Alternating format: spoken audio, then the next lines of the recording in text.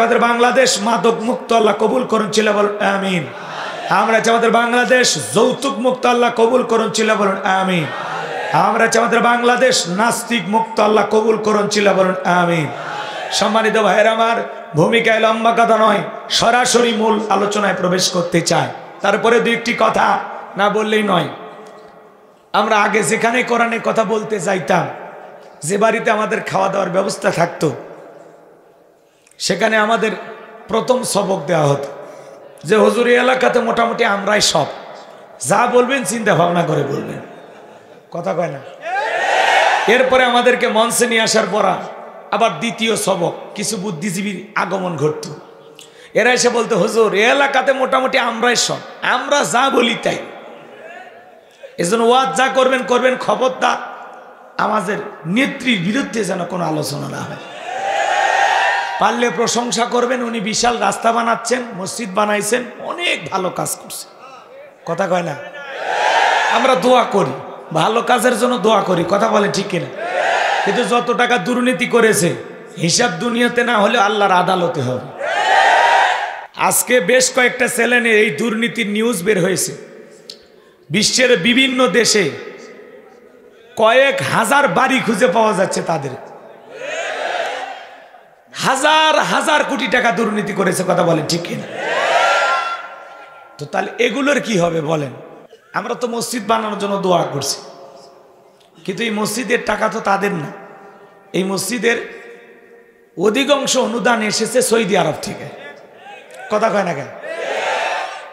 এখন এনার কাছে আপনারা দান করলেন, তাই না। এখন মসজিদ বানিয়ে ইনি যদি বলে আমার বাপের মসজিদ, আমার মসজিদ, তাহলে কেমন হলো, কথা কয় না কেন। আপনাদের দানের টাকা দিয়ে মসজিদটা চলে, কিন্তু উনি কিন্তু চমৎকার কথা বলছে যে এই টাকা আমি হাত দিয়েও নাড়ি না। আপনারা যা দেন শতভাগ টাকা আপনারা আমানত সঠিকভাবে খরচ হয়। এই বুক ভরা বিশ্বাস সবার থাকে না, কথা কয় না। আমাদের এলাকার এক লোক মসজিদে 6 লাখ টাকা মেরে খেয়েছে। কয় লাখ? 6 লাখ।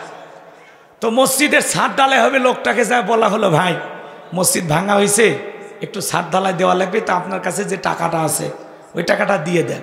তখন বলতেছে আমি কার বান্দা? কয় আল্লাহর বান্দা। মসজিদ কার ঘর? কয় আল্লাহর ঘর। তো আল্লাহর ঘরের টাকা আল্লাহর বান্দা খাসে, এটা আবার কিসের দেওয়া লাগবে? এরে বুঝাবে এটাকে বলেন। এরকম লোক আছে না নাই? এই জন্য আপনারা দুর্নীতিও করবেন আর রঙিন চশমা দিয়ে আবার আমাদেরকে বলবেন আমরা উন্নয়ন করছি, ভালো কাজ করছি। শোনেন, ভালো কাজ করেছেন আলহামদুলিল্লাহ, তার জন্য দোয়া আছে, কিন্তু দুর্নীতি যা করেছেন ওই টাকাগুলো পাবলিককে বুঝাইয়া দেন, আরো বেশি দোয়া করা হবে, কথা বলে ঠিক কি না। আপনারাই বলেন তো বাজান, যারা আমাদেরকে ওয়াজ মাহফিলে এসে সবক দিত, নানান ধরনের বুদ্ধি শিখাইয়া দিত, এটা বলা যাবে না ওইটা বলা যাবে না, এখন কি আর সেই বুদ্ধিজীবীরা আছে? জোরে বলেন আছে? টর্চ লাইট মেরেও সিয়ারা খুঁজে পাওয়া যাচ্ছে না। এজন্য জুলুম করেছে যারা, পালিয়ে গেছে তারা। আমাদের এখনো সেই কাঙ্ক্ষিত বিজয় আসে নাই। অচিরেই আমরা বিজয়ের দ্বার প্রান্তে পৌঁছে যাব ইনশাআল্লাহ। আপনারা কি কষ্ট পাচ্ছেন আমার কথা? আমার ভাইয়েরা যারা বড় বড় কথা বলতো আজকে তারা নাই, কথা কন। তারা জুলুম করেছিল, আমরা মাজলুম ছিলাম, আল্লাহ সাহায্য করেছে, কিন্তু আমরা যেন কারো উপরে জুলুম না করি, ঠিক আছে? এইটা মাথায় রাখবেন। যুগে যুগে নবী রাসূলের দাওয়াতি কাজ করেছেন, তাদের দাওয়াতি কাজেও কাফের বেঈমানেরা বাধার প্রাচীর তৈরি করে দিয়েছিলেন। এরপরে আল্লাহর পয়গম্বরেরা শত বাধার প্রাচীরকে ভেঙে আল্লাহর জমিনে আল্লাহর পদে মানুষকে দাওয়াত দিয়েছেন, কথা বলেন ঠিক কিনা। আপনার আমার প্রিয় নবী কালেমার দাওয়াতি থেকে, কোরআনের প্রচার করতে গিয়ে মার খেয়েছেন, রক্ত জড়িয়েছেন, দান দান মোবারক শহীদ হয়ে গেছেন। সাহাবা ইকরাম দ্বীনকে প্রতিষ্ঠিত করতে গিয়ে মার খেয়েছেন, রক্ত জড়িয়েছেন, জীবন দিয়েছেন। ও বাংলার মুসলমান, 1971 সালে এদেশের মাটির জন্য, এদেশের স্বাধীনতার জন্য আপনার আমার পূর্বপুরুষেরা যদি জীবন দিতে পারেন, রক্ত দিতে পারেন, 2024 সালে স্বৈরাচার জালেমকে বিদায় করে দেওয়ার জন্য এদেশের 1524 জন মানুষ যদি রক্ত দিতে পারেন, জীবন দিতে পারেন, প্রয়োজন যদি হয় আল্লাহর জমিনে আল্লাহর দ্বীনকে প্রতিষ্ঠিত করতে গিয়ে, কোরআনের সমাজ ব্যবস্থা কায়েম করতে গিয়ে নবীদের মতো সাহাবায়ে ইকরামদের মতো বুকের তাজা রক্ত দিতে হয় কোরআনের জন্য, দ্বীনের জন্য, ইসলামের জন্য, কোরআনের সমাজ কায়েম করার জন্য। কারা কারা বুকের তাজা রক্ত দিতে রাজি? দুই হাত তুলে আল্লাহকে দেখা।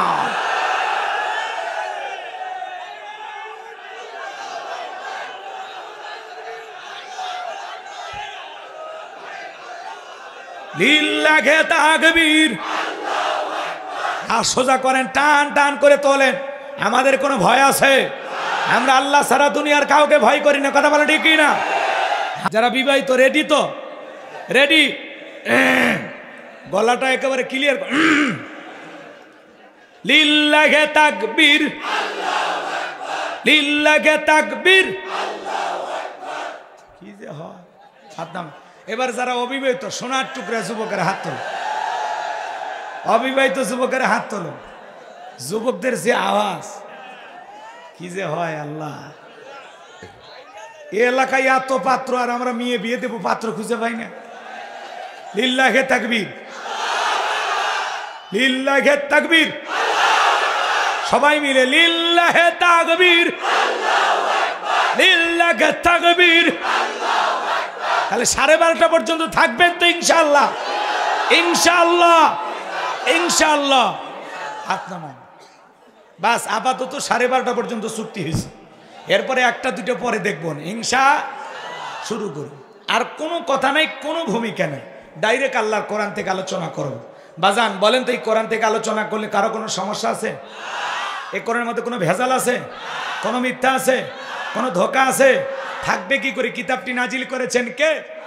সে আল্লাহ রাব্বুল আলামিন বলেন, যালিকাল কিতাবু লা রাইবা ফীহি। আমার আল্লাহ রাব্বুল আলামিন বলেন, এটি এমন একটি কিতাব, যেই কিতাবের মধ্যে কোনো সন্দেহ নাই, কোনো সংশয় নাই, কোনো মিথ্যা নাই, কোনো ধোঁকা নাই। There is no doubt. বলুন আল্লাহু আকবার। হুদাল্লিল মুত্তাকিন, মুত্তাকি বান্দাদের জন্য গাইডলাইন হিসাবে, পথ প্রদর্শক হিসাবে আসমান থেকে কিতাবটি নাজিল করেছেন কে? আরেকটু জোরে বলেন কে? মাইকের আওয়াজ কি শুনতে পাচ্ছেন? কোনো সমস্যা হচ্ছে না তো? একটু কষ্ট হচ্ছে তাই না? আমি একটু বুঝতে পারতেছি কম, তো যাই হোক, আপনারা বুঝতে হলো পিছন দিক থেকে বক্তার কানে মাইক দেবেন, যাতে আমার শ্রোতার আগে আমার আওয়াজ আমি শুনব। কথা কি বুঝতে পারতেছেন? যাই হোক বাজান গো আমার, গভীর মনোযোগ দিয়ে কথাগুলো শুনবেন। আল্লাহ রাব্বুল আলামিন বলেন, হুদাল্লিল মুত্তাকিন, মুত্তাকি বান্দাদের জন্য গাইডলাইন হিসাবে, পথ প্রদর্শক হিসাবে আসমান থেকে কিতাবটি নাজিল করেছেন কে? সেই কিতাবের আলোচনা শুনলে লাভ না লস? লাভটা কি আমার আল্লাহ জানায় দিলেন, ওয়া ইযা কুরিয়াল কুরআনু ফাসতামিউ লাহু ওয়া আনসিতু লাআল্লাকুম তুরহামুন। সূরা আরাফ আয়াত নাম্বার 204। আমার আল্লাহ রাব্বুল আলামিন জানিয়ে দিলেন, যারা আমার মুমিন বান্দা, তোমাদের সামনে যখন কোরআন দিয়ে ওয়াজ করা হয়, কোরআন থেকে আলোচনা করা হয়, চুপ করে কান লাগিয়ে মনোযোগ সহকারে কোরআনের কথাগুলো শ্রবণ করো। এখান থেকে যেটা উত্তম কথা, ভালো কথা, আল্লাহ রাব্বুল আলামিন বলেন, যারা চুপচাপ কোরআনুল কারীমের কথাগুলো শ্রবণ করে, আল্লাহ রাব্বুল আলামিন আসমান থেকে তাদের উপরে আল্লাহর রহমত বৃষ্টির মতো নাজিল করেন। বলেন সুবহানাল্লাহ। ওয়াযাক্কির ফাইন্না যিকরা তানফাউল মুমিনিন, সূরা জারিয়ার 55 নম্বর আয়াত। আল্লাহ ডেকে বলেন, যারা মানে মুমিন বান্দা, তাদের সামনে কোরআন দিয়ে ওয়াজ করলে এই ওয়াজগুলো, এই উপদেশগুলো তাদের উপকারে আসবে। বলেন সুবহানাল্লাহ। তাহলে ওয়াজ শুনে প্যান্ডেলে রাখবেন নাকি বাড়ি পর্যন্ত নিয়ে যাবেন? আমলের নিয়তে বাড়ি পর্যন্ত নিয়ে যাবেন তো ইনশাআল্লাহ? আল্লাহ কবুল করুন। সূরার নাম কাউসার। জোরে বলেন কি নাম? আরো জোরে। অনেকে ভাবতেছেন হুজুর এই সূরার থেকে ওয়াজ করবেন, এইটা যদি বুঝতাম কষ্ট করে আপনার মাহফিলে আসতাম না। আচ্ছা বলেন তো বাজান, পরিচিত পথে পথ চলতে সহজ না কঠিন? পরিচিত মানুষের সাথে কথা বলে ভালো লাগে না খারাপ লাগে? একটু কথা বলে সহযোগিতা করা লাগে। আমি করবো ওয়াজ, আপনারা দেবেন আওয়াজ, জবাব দিবেন ঠিক ঠিক, আলোচনা হবে কমপ্লিট। শ্রোতাদের স্পিরিটে বারে বক্তার হিট, আলোচনা হবে জায়গা মতো ফিট। আগে বলতাম কিছু আজ প্যান্ডেলে, কিছু আজ অ্যাঙ্গেলে, এখন আর অ্যাঙ্গেলে না, যা বলবো সব ডাইরেক্ট। আগেই ভয় করিনি আমরা, আর এখন তো উন্মুক্ত ময়দান। আগে আসতো পুলিশ মাহফিলে বাধা দেওয়ার জন্য, নেতার কথা শুনে। আসলে দোস্ত পুলিশের ভাইদের নাই, পাতি নেতার গরমে আসতো। আপনি জানেন আমার এলাকায় মাহফিল, অথচ আমার নাম পোস্টারে দেয় নাই, এই মাহফিল হতে পারে না। নাম না দিলে জোর করে নাম দেওয়া হবে। রংপুরে একটা মাহফিলে এক নেতার নামের আগে আলহাজ লেখা বাদ দিয়েছিল। কি লেখা? এই কারণে মাহফিল বন্ধ করে দিয়েছে। রাগ করতেছেন আপনারা? বিরক্ত হইতেছেন? এই জন্য কথাগুলো দিল দিয়ে বুঝবেন। পরিচিত পথে পথ চলতে সহজ না কঠিন? পরিচিত মানুষের সাথে কথা বলে ভালো লাগে না খারাপ লাগে? বক্তা যদি পরিচিত কোনো আয়াত বা সূরা থেকে আলোচনা করে সেইটা শুনে আরো বেশি ভালো লাগে, কারণ বিষয়টা আপনারও জানা আছে। আর যে জিনিস যত বেশি জানবেন তাতে চর্চা কমে না বাড়ে? চর্চা কমে না বাড়ে? সূরা কাউসারের তাফসীর হয়তো বা আপনারা যেভাবে শুনেছেন আমি সেইভাবে বলতে পারবো না। আজকে আমি যেভাবে বলবো হয়তো বা আপনারা সেভাবে শোনেন না। কথা এসে এক একটা ফুলের এক একটা সুঘ্রাণ। এজন্য একটু বলি, 12:30 পর্যন্ত ওয়াদা দিয়েছেন। ওয়াদা ভঙ্গ করা কিসের লক্ষণ? মুনাফিকের লক্ষণ। আমার বিশ্বাস সিরাজগঞ্জে কোনো মুনাফিকের জায়গা নেই। কথা কয় না? আমার সামনে যতগুলো মানুষ বসে আছে আমার বিশ্বাস এই মানুষগুলো অবশ্যই তারা তাদের ওয়াদা পালন করবে ইনশাআল্লাহ। আল্লাহ কবুল করেন, জোরে বলুন আমিন। তাহলে জবান ছেড়ে সবাই একটু মহাব্বতে আমার সঙ্গে তেলাওয়াত করুন। আউযু বিল্লাহি মিনাশ শাইতানির রাজিম। বিসমিল্লাহির রাহমানির রহিম। বিতাড়িত মুর্দাত শয়তানের কাছ থেকে আল্লাহ পাকের কাছে আশ্রয় প্রার্থনা চাচ্ছি। পরম করুণাময় অসীম দয়ালু আল্লাহ তাআলার নামে শুরু করছি। আমরা যে কোনো কাজ শুরু করব কার নামে? আল্লাহর নামে কাজ শুরু করলে বরকত আছে না? বিসমিল্লাহর পাওয়ার কত জানেন? ছোট্ট একটা কথা যদি 2 মিনিটে বলি, রাগ যদি না করেন বলবো। এই যে আপনারা যেরকম আর শুনতে আসছেন, পাশে মহিলা প্যান্ডেল আছে না? তো আল্লাহর এক বুজুর্গ গোলাম তিনি ওয়াজ করতেছেন। তো ওই প্যান্ডেলের পাশ দিয়ে একটা হিন্দু মেয়ে হেঁটে যাচ্ছে। মেয়েটা কৌতূহলে চিন্তা করলো, দেখি তো মুসলমানেরা কি বলে, একটু যাই শুনে আসি। একটা হিন্দু মেয়ে তখন মহিলা প্যান্ডেলে বসে আলোচনা শুনতেছে। আল্লাহর সে বুজুর্গ গোলাম আলেম বান্দা ওয়াজ করতেছেন আর বলতেছেন, কুল হুয়াল্লাহু আহাদ। হে নবী আপনি বলুন আল্লাহ এক, আল্লাহ অদ্বিতীয়। মেয়েটা বুঝতে পারলো সৃষ্টিকর্তার নাম আল্লাহ। জোরে বলেন, কি বুঝতে পারলো? সৃষ্টিকর্তার নাম আল্লাহর সেই বুজুর্গ গোলাম আলোচনা করতে করতে এক পর্যায়ে তিনি বললেন, ইন্না দীনা ইনদাল্লাহিল ইসলাম। নিঃসন্দেহে আল্লাহ তাআলার কাছে শুধুমাত্র কেবলমাত্র একটি ধর্মই মনোনীত, সেই ধর্মের নাম কি? ইসলাম। ইসলামই আল্লাহ তাআলার কাছে একমাত্র মনোনীত ধর্ম। কথা বলে ঠিক কি না? তাহলে আমরা মুসলমানের ঘরে জন্ম নিয়ে ইসলাম ধর্ম পেয়ে, বিশ্বনবীকে পেয়ে, কোরআন পেয়ে খুশি না বেজার? তাহলে একটু জোরে বলেন আলহামদুলিল্লাহ।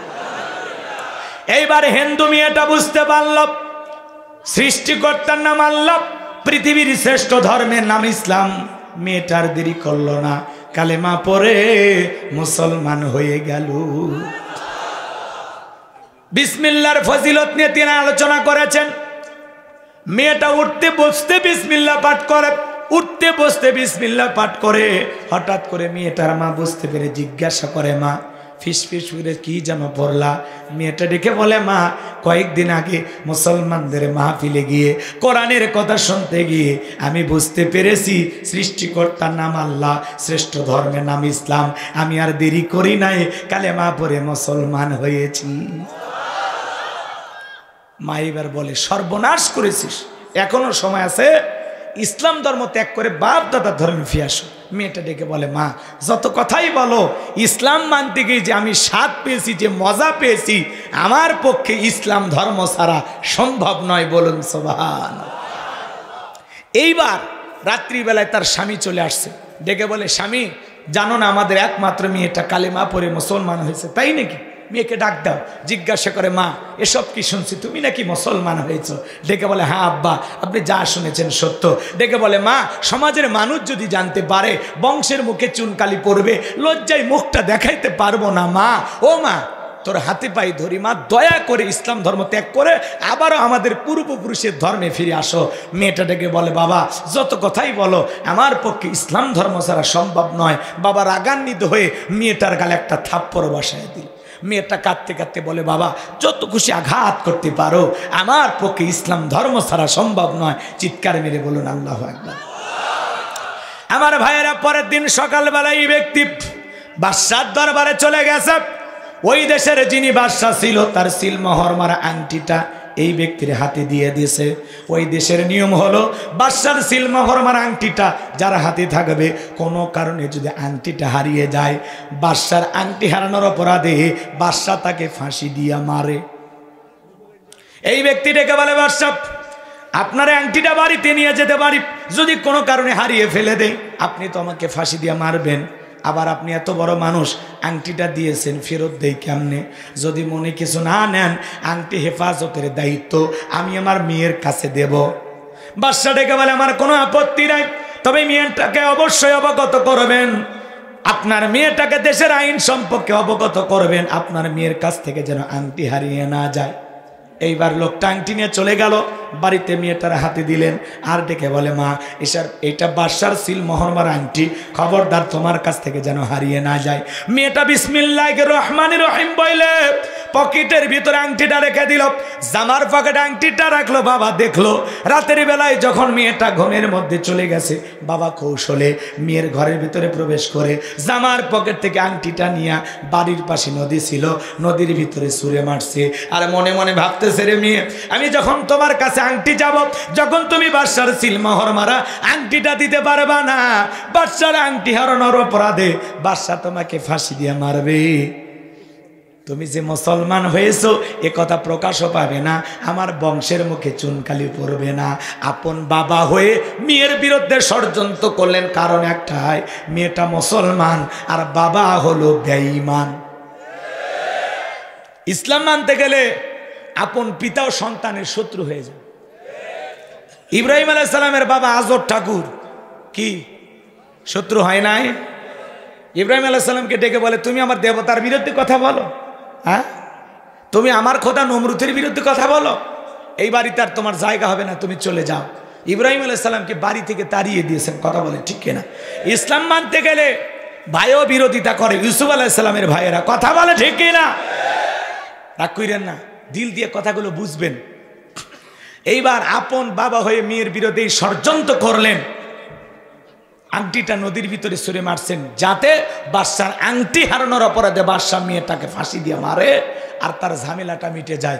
আমি কি ঘটনাটা পুরোটাই বলবো? আপনারা শুনতে চান? কারা কারা একটু হাত তোলেন তো বাজান। লিল্লাহি তাকবীর, হাত নামান। তাহলে কোন সূরা?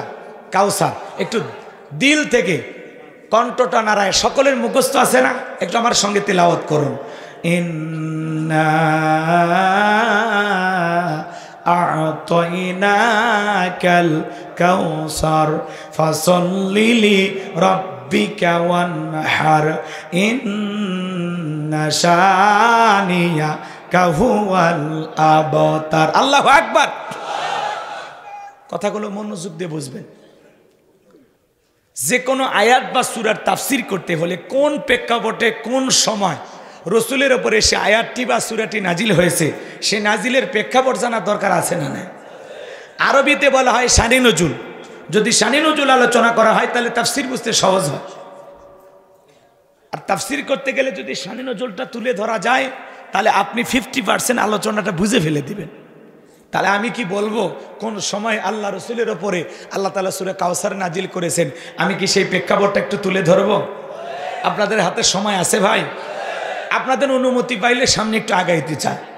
অনুমতি আছে? চলবে, আলোচনা চলবে। লিল্লাহি তাকবীর। একটু অপেক্ষা করেন। যারা যুবক আছো তোমরা মন খারাপ করো না, তোমরাও যুবক আমিও যুবক। তোমাদের মন কি শুনতে চায় আমি কি বুঝি না? তোমাদের জন্য আলোচনা আমার মাথার মেমোরিতে সেভ করা আছে, সময় মতো ডাউনলোড দিয়ে শোনায় দেব। খালি একটু আমাকে লাইনে উঠতে দাও। চতুর্দিকে আল বান্ধে যদি পানি সেচেন তাহলে মাছ ধরতে পারবেন, আর আল না বান্ধে সেচা শুরু করলে কোনোদিন সেচাই হবে না। একটু আলটা বান্ধে নেন নাকি বলেন।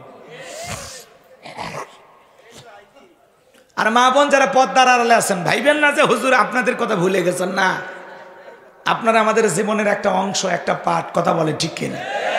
ঘর ঠিক দুনিয়া ঠিক। ওই পাগলিদেরকেও আলোচনার মাধ্যমে হালকা একটু সাইজ করার দরকার আছে না নাই? একটু অপেক্ষা করেন বাজান গো আমার, মন খারাপ করবেন না, সামনের দিকে যায়। তাহলে নবীজির পরে আল্লাহ তাআলা কোন প্রেক্ষাপটে কোন সময় সূরা কাউসার নাজিল করেছেন, নাজিলের সময় কালটা একটু বলার দরকার আছে না নাই? নবীজির প্রিয় সাহাবী হযরতে আনাস রাদিয়াল্লাহু তাআলা বলেন, আমি তাকায় দেখি নবীজি কাবার হাতিমে হেলান দিয়ে বসা। নবীজির মনটা ভীষণ খারাপ, মুখটা মলিন, চোখের কোনা দিয়ে অশ্রু ঝরতেছে। কিছুটা সময় অতিবাহিত হয়ে যাওয়ার পরে আমি তাকায়া দেখি আমার নবীজি মুস্কি মুস্কি হাসতেছেন। বলুন সুবহানাল্লাহ। হযরতে আনাস বলে, নবী গো, এই মাত্র দেখলাম মনটা খারাপ, আবার কেন মুস্কি হাসি দেন? আমার নবী কেন কাঁদেন, কেন হাসেন? এর পেছনে রহস্য আছে না নাই? নবীজির মনটা কেন খারাপ, চোখের কোনায় কেন পানি? কারণ হলো নবীজির কলিজার টুকরা ছেলে সন্তানগুলো জন্ম নেয়, আর এক একে ছেলে সন্তানগুলো মারা যায়। ইব্রাহিম মারা যায়, আবুল কাসেম মারা যায়, আবু তাহের মারা যায়। ছেলেগুলো জন্ম নেয় আর এক একে মারা যায়। তাহলে বাবা হিসাবে নবীর মনেও কষ্ট লাগে কিনা?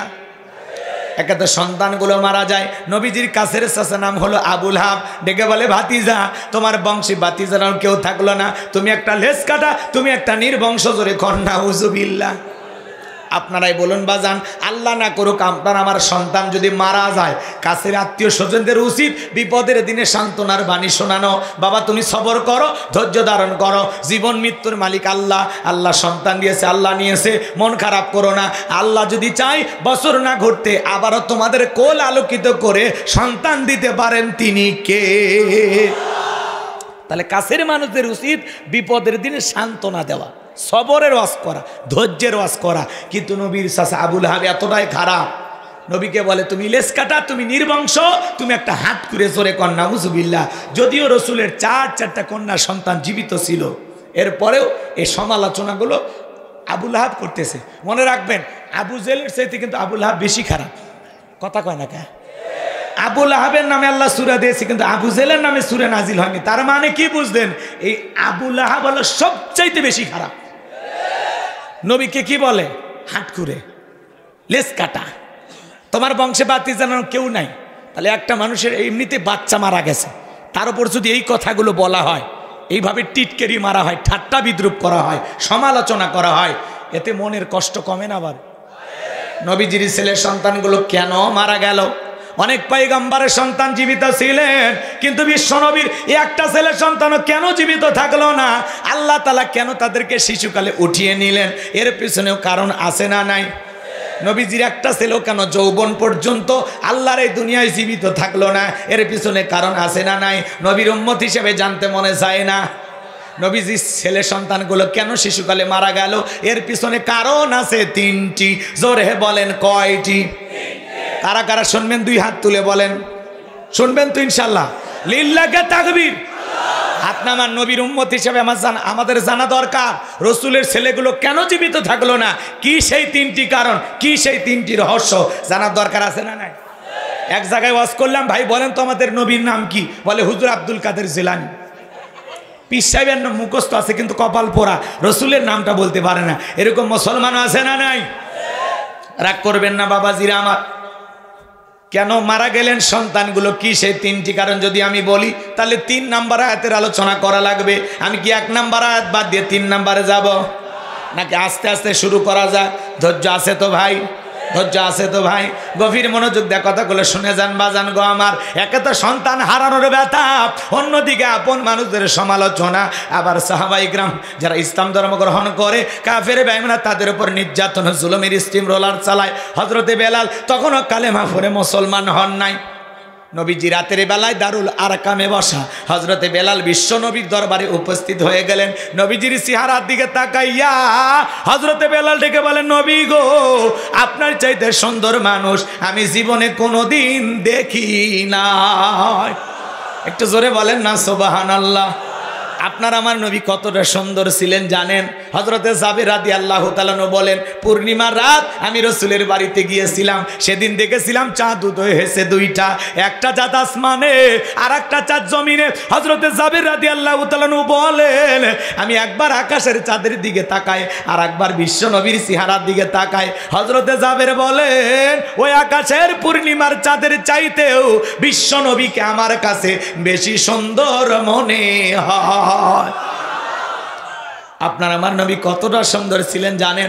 আম্মা জান আয়েশা বলেন, যারা ইউসুফ নবীর চেহারার দিকে তাকাইয়া মিশরের নারীরা ফলকার থেকে আঙ্গুল কেটে ফেলে দিয়েছিল, ওরা যদি আমার বিশ্ব নবীর চেহারার দিকে তাকাইতো, শুধুমাত্র আঙ্গুল নয়, আঙ্গুল কাটতে কাটতে হাত কাটতে কাটতে কখন যে নিজের কলিজা কেটে দুফাক করে দিত, মুহূর্তের জন্য টের পাইতো না। আপনার আমার নবী এতটাই সুন্দর। আম্মা জান আয়েশা আরো বলেন, ও দুনিয়ার মানুষ, তোমাদের একটা সূর্য আছে, আমি আয়েশার একটা সূর্য আছে। তোমাদের সূর্য উদয় হয় দিনের বেলায় আর আমি আয়েশার সূর্য উদয় হয় রাতের বেলায়। জোরে বলেন মারহাবা। আম্মা জান আয়েশা একদিন সেলাইয়ের কাজ করতেছিলেন, হাত থেকে সুইটা পড়ে গেল, বাতিতে কোনো তেল ছিল না, বাতি জ্বালাইতে পারলেন না, অপেক্ষায় বসে থাকলেন। বিশ্বনবী যখন এশার সালাত আদায় করার পরে ঘরের ভিতরে প্রবেশ করলেন, নবীজি ঘরে ঢুকে সর্বপ্রথম আম্মা জান আয়েশাকে সালাম দিলেন। নবী ঘরে ঢুকে স্ত্রীকে কি দিলেন? তাহলে আপনি আমি যখন বাড়িতে ঢুকবো, বউকে সালাম দেওয়া দরকার আছে না নাই? রসুলের সুন্নত প্রত্যেকটা ঘরে চালু থাকার দরকার আছে না নাই? তাহলে বাড়িতে যখন প্রবেশ করবেন বউকে সালাম দিবেন, আসসালামু আলাইকুম রহিমা, কেমন আছো সোনা, ঘরের দরজাটা খোলো না, আমি তোমার লিটনের বাপ, তোমার দিওয়ানা। বউ খুশি হয়ে দরজা খুলবে, কথা বলেন ঠিক কি না? কিন্তু আমাদের ব্যবহার এত ভালো না, আমরা রাগান্বিত হয়ে যাই, বাড়ির দরজা যায় সেই রাগ দেখায়, এ রুবেলের মায়ে দরজা খোল, বেশি দেরি হলে দরজা ভাঙ্গে ফেলে দিয়া, তোর পিঠের ওপর আজ কি যে হবি রে। ভিতর থেকে বউ বলে, এটা স্বামী না সেখানে আজরাইল। সব রাগ বইয়ের ওপর ছাড়া, এরকম পুরুষ আছে না নাই? ভাই ভাই, বউকে যা সালাম দিবেন, কি দেবেন? কথা কয় না, রাগ করতেছেন আপনারা? প্রথমে সালাম দিবেন। সালাম আছে যেখানে শান্তি আছে, সালাম আছে যেখানে সমাধান আছে। আরে ভাই, অনেক বড় বড় ঝামেলা একটা সালামের মাধ্যমে সমাধান। স্বামী স্ত্রীর মধ্যে সালাম আদান প্রদান হলে একে অপরের প্রতি শ্রদ্ধা, ভক্তি, বিশ্বাস, ভালোবাসা বেড়ে যায়। বলেন আল্লাহু আকবার। দাম্পত্য জীবনের সুখ আর শান্তি যদি পেতে চান, রসুলের 4টা সুন্নত আমল করা লাগবে। প্রত্যেকটা স্বামী স্ত্রী যদি ঘরে ঘরে 4টা সুন্নত আমল করে, কোনো তাবিজ লাগবে না, হুজুরের পানি পড়া লাগবে না, সম্পর্ক মৃত্যু পর্যন্ত টিকে থাকার গ্যারান্টি। বিনা পয়সায় বলে দিয়ে যাবে। রাগ করতেছেন নাকি? এই 4টা সুন্নত আপনারা শুনবেন, খুবই জরুরি। 4টা রোমান্টিক সুন্নত, শুনলে পাগল হয়ে যাবে। রাগ করতেছেন আপনারা? এখন বললে আলোচনা এলোমেলো হয়ে যাবে, শেষের দিকে মনে করায় দিবেন ইনশাআল্লাহ। এবার শোনেন, বউ সালাম দিবেন, যদি লোকজন না থাকে বইয়ের হাত ধরে মুসাফা। কথা কয় না, কার হাত? এ যুবক কথা বলো, কার হাত? বইয়ের হাত। পাশের বাড়ির ভাবির হাত না, ধরলে ঝাঁটা দিয়ে পিটাবে। বইয়ের হাত ধরে মুসাফা করবেন। একেবারে যদি ময়দান ফাঁকা থাকে, কোলাকুলিও সেরে নেবে। আর আপনার ঘর কিভাবে ঠিক থাকবে খালি শেষে মনে করে দেবেন 4টে সুন্নত। খালি ধৈর্য নিয়ে বসেন বসেন। সভাপতি আমাদের বগুড়ার বিয়ে করছে, বগুড়ার জামাই, আমিও বগুড়ার বিয়ে করছি। জামাই জামাই হিসাবে আমরা ভাইরা ভাই। কথা কন, আজ ভাইরার বাড়িতে আছি, কিসের রাতে 1টা 2টা, খালি থাকে দেখেন। আল্লাহ কবুল করেন, জোরে খন আমিন। কষ্ট হচ্ছে নাকি আপনাদের? বাজান গো আমার, তাহলে বউকে সালাম দিবেন তো ইনশাআল্লাহ। এই ওয়াজ করলাম এক জায়গায়, বলে হুজুর বউকে সালাম দিতে গিয়ে শরম লাগে। আমি তখন বললাম, তুমি বিয়ে করছো? কি কোন হুজুর, 3 সন্তানের বাপ আমি তখন বললাম, স্ত্রী সহবাসের একটা দোয়া আছে, তুমি কি জানো? কয় দত হুজুর, ওটা দোয়া পড়ার টাইম। কথা কন না খে, বউকে সালাম দিতে গিয়ে শরম লাগে, ওটা শরম না ভাই, ওটা শয়তানি। এর শরম যদি বেশি হয়তো ওর বউয়ের তো বাচ্চা হওয়ারই কথা না। তাহলে বাড়িতে যা সালাম দিবেন তো ইনশাআল্লাহ। এক মুসলমানের গৃহে যখন প্রবেশ করবেন, সূরা নূরের ভিতরে আল্লাহ জানিয়ে দিয়েছেন, এক মুসলমান আর এক মুসলমানের গৃহে যখন প্রবেশ করবে, ওই গৃহবাসীকে সালাম দিতে হবে, গৃহবাসীর অনুমতি নিয়ে বাড়িতে ঢোকা লাগবে। প্রথমে ওই বাড়িতে যায় সালাম দিয়া গৃহবাসীর অনুমতি নিয়ে তারপরে ঢোকা লাগবে। 27 নম্বর আয়াত সূরা নূরের কত? খুলে দেখবেন, এদিক খেয়াল করেন। আমরা রুবেল রুবেল কয়ে বাড়ির ভিতর ঢুকে যাই, রুবেলের বইয়ের ওন্না ঠিক নাই। রুবেলের বোন কি করতেছে, বউ কি করতেছে, সিসি ক্যামেরার মতো এক নজরে সব মুখস্থ। কথা কন না কে? আবার বাইরে এসে ওইগুলো গল্প করেন, রুবেলের বউ যে এইরকম বাড়ি দেখিনি, আজকে তো আমি টাস্কি খেয়ে গেছি। শয়তান আছে না নাই? এই জন্য মা বোন যারা আছেন, মা বাইরের কোনো পুরুষ যেন বাড়িতে ঢুকতে না পারে, সব সময় বাড়ির দরজা লাগায় রাখবেন। কারণ এখনকার ছেলেবেলে খুব দুষ্ট হয়ে গেছে। সিরাজগঞ্জের মানুষ ভালো, এই জেলার কথা বলবো না আমি আমি আমি এগুলো অন্য জেলার কথা বলতেছি। ভারতে আছে, এ দেশের মানুষ ভালো। তাহলে একজন মুসলমান আর এক মুসলমানের বাড়িতে ঢুকলে প্রথমে কি দেবেন? একবার সালাম দিবেন, জবাব নাই। দুইবার সালাম দিবেন, জবাব নাই। তিনবার সালাম দিবেন, জবাব নাই। আর দেরি করার দরকার নেই, আপনি বাড়ির যান। যারে খুঁজতেছেন মোবাইল নিয়ে খোঁজেন। কথা কন, মনে থাকবে ভাই, না খালি ওয়াশোনার মধ্যে সীমাবদ্ধ। আমার বাইরে অনেক কথা বলার আছে বাজান, দেরি করার সুযোগ নাই। আম্মা জান আয়েশা ডেকে বলেন, বিশ্বনবী যখন ঘরের ভিতরে প্রবেশ করলেন, নবীজির চেহারার আলোতে সুইটা কই পড়ে আছে আমি পরিষ্কার দেখতে পেয়েছি। কেমন নবী পাইছি, নবীর শান মান মর্যাদা কত বাজান।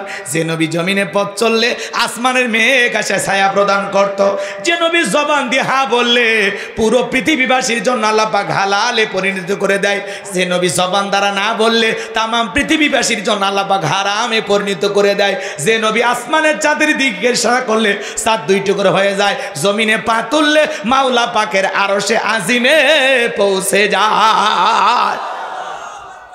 তুর পর্বতে মুসা নবী উঠতে চাই জুতা পরে, আল্লাহ বলে পয়গাম্বার জুতা খুলে ওঠো। কথা কয় না কে? আর আল্লাহ রসুল যখন আরশে আজিমে যায় জুতা খুলতে চাই, সেদিন রসুলের জুতাটা ছেঁড়া ছিল। নবী যখন জুতা খুলতে চায়, আমার আল্লাহ দেখে বলে বন্ধু জুতা খোলা লাগবে না। কতটা ভালোবাসেন সুবহানাল্লাহ।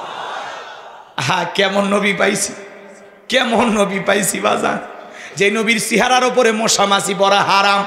নবীজি যখন ঘেমে যেতেন, আম্মা জানেরা রসুলের দেহের ঘামগুলো শিশির ভিতরে জমা রাখতেন। বিশেষ দিনে নবীজির দেহের ঘামগুলো সুগন্ধি হিসাবে ব্যবহার করা হতো। যেই ছাগলের স্তনে দুধ নাই, রসুলের হাতটা লেগে গেলে দুধে পরিপূর্ণ হয়ে যেত। যেই খাবার 2-3 জন মানুষ খেয়ে শেষ করে ফেলে দেবে, এমন খাবারে বিশ্বনবীর হাতটা লেগে গেলে শত শত মানুষ খাবার খেয়ে যেমনি খাবার তেমনি থাকে। সুবহানাল্লাহ বল। ছোট্ট একটা উপমা দেব, কষ্ট হচ্ছে আপনাদের? হযরত আবু হুরায়রা মসজিদে নববীর পাশে দাঁড়িয়ে আছেন, ক্ষুধার্ত হযরত আবু হুরায়রা মনে মনে ভাবতেছেন, হযরত আবু বকর বের হয়ে যদি একবার দাওয়াত দেয়, আবু হুরায়রা তুমি খাওয়া দাওয়া করছো, তখন বলবো না খাইনি। যদি দাওয়াত দেয় মিস করবো না, চলে যাবো, এটা মনে মনে ভাবতেছে। হযরত আবু বকর সামনে দিয়ে সালাম কালাম বিনিময়ে চলে গেল, দাওয়াত দিল না। হযরত ওমর আসলেন, মনে করলেন হযরত ওমর বিচক্ষণ মানুষ, চেহারার দিকে তাকায় বুঝতে পারবে যে আমি না খাই আছি, ক্ষুধার্ত। যখন বলবে চলো আমার বাড়িতে দাওয়াত, সাথে সাথে গ্রহণ করব। কিন্তু সালাম বিনিময়ে চলে গেল। হযরত ওমর কিছু জিজ্ঞাসা করলেন না, সবার শেষে বের হলেন রাহমাতাল লিল আলামিন। বিশ্বনবী ডেকে বলে, আবু হুরায়রা চেহারার দিকে মনে হয় তুমি ক্ষুধার্ত, কিছুই খাও নাই। তখন বলতেছে রসুল মিথ্যা বললে লাভ নেই, আসলেই আমি খাইনি, আমি ক্ষুধার্ত। তখন বলতেছে ঠিক আছে, আমিও ক্ষুধার্ত, তুমিও ক্ষুধার্ত, চলো বাড়িতে যাই, একটু খাবারের ব্যবস্থা হয় কিনা। আল্লাহ রসুল বাড়িতে গেলেন, আম্মা জান আয়েশাকে ডেকে বলেন, আয়েশা ঘরে কোনো খাবার আছে, মেহমান আসছে। আম্মা জান আয়েশা বললেন, ও নবী খাবার বলতে তেমন কিছুই নাই, তবে কিছুক্ষণ আগে 1 বাটি দুধ হাদিয়া পাওয়া গেছে। কয় বাটি? 1 বাটি দুধ, এক পাত্রে কিছু হাদিয়া পাওয়া গেছে, সামান্য দুধ। আম্মা জান আয়েশাকে আল্লাহ রসুল বললেন, আয়েশা ওই দুধটা আমার কাছে নিয়ে আসো। পাত্রে থাকা দুধ আল্লাহ রসুল হাতে নিলেন, দেখে বলে, আবু হুরায়রা তুমিও ক্ষুধার্ত, আমিও ক্ষুধার্ত, আসহাবে সুফার যে সমস্ত সাহাবীরা আছে তারাও মনে হয় ক্ষুধার্ত, তো তুমি যাও ওদেরকে ডেকে নিয়ে আসো। হযরত আবু হুরায়রা তাকায় দেখে 1 পাত্রে দুধ, আমারে দিলে আমি তো শেষ করব। আল্লাহ রসুল আবার আসহাবে সুফাতে থাকা 40 জন সাহাবী ক্ষুধার্ত, তাদেরকে ডাক দিলেন। আল্লাহ রসুল বলতেছে, আবু হুরায়রা তুমি নিজের হাতেই পাত্রে থাকা দুধগুলো সবার মাঝে বন্টন করে দাও। সুবহানাল্লাহ। 40 জন সাহাবীর মধ্যে দুধ বন্টন করা হলো, পাত্রের যেই পরিমাণে দুধ সেই পরিমাণে আছে, 1 ইঞ্চি কমে না। আল্লাহ রাসূল এইবার বলতেছে, আবু হুরায়রা তুমি তৃপ্তি সহকারে আগে পান করো। কি করো?